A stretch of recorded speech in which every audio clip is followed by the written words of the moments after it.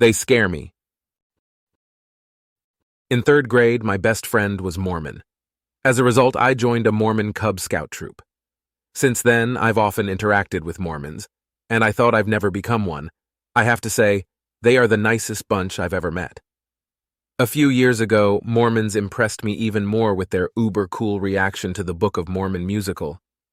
The church apparently approves of the show enough to buy 3 full-page ads in the playbill program each theater-goer gets. Each page is a close-up photo of an attractive young person with a quote such as, "The book is always better," and a refer to the bookofmormon.org. "I can appreciate that it got people talking," Brooks said. "I think it makes people even more curious to learn about what Mormons believe." Occasionally, though, I wonder, what would happen if Mormons were a solid majority of the U.S. population? Maybe they'd be as wonderful as ever, but I readily picture a sinister metamorphosis. Given enough power, even Mormons might embrace a brutal fundamentalism. Despite my lovely experiences with Mormons, they scare me.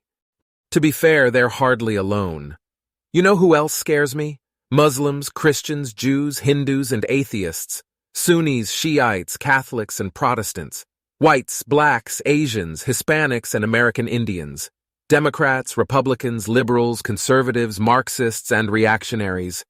Even libertarians scare me a bit. Why? Because given enough power, there's a serious chance they'll do terrible things. Different terrible things, no doubt, but terrible nonetheless. If you're afraid of every group, though, shouldn't you support whatever group has the minimum chance of doing terrible things once it's firmly in charge? Not at all. There's another path. Try to prevent any group from being firmly in charge.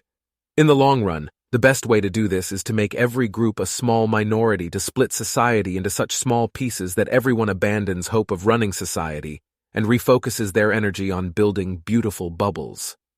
As Voltaire once put it, "If one religion only were allowed in England, the government would very possibly become arbitrary.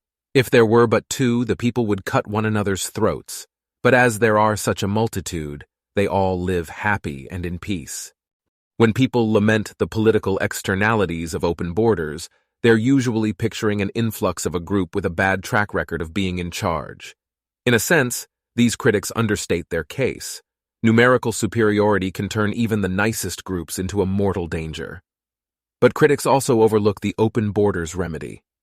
Diaspora dynamics notwithstanding, welcoming everyone is a great way to turn everyone into a minority. And while that hardly guarantees safety, it's less menacing than the status quo. Don't believe me?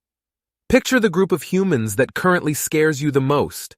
They're still only X% of the world's population, where X is probably less than 25%. Now imagine what would happen if your scariest group were X% of every country's population. Even if its individual members stayed equally scary, they'd become far less globally dangerous than they are now. But that's not all. Once the members of the group that scares you the most loses all hope of running the show, most will calm down. In time, they too might be nice as Mormons. Still don't believe me? Walk around the campus of George Mason University. Whatever group scares you the most is well represented. But before long, you won't be scared. Every group is too small to run the show, and every group knows it. And when you see it with your own eyes, you'll know it too. October 14th, 2015.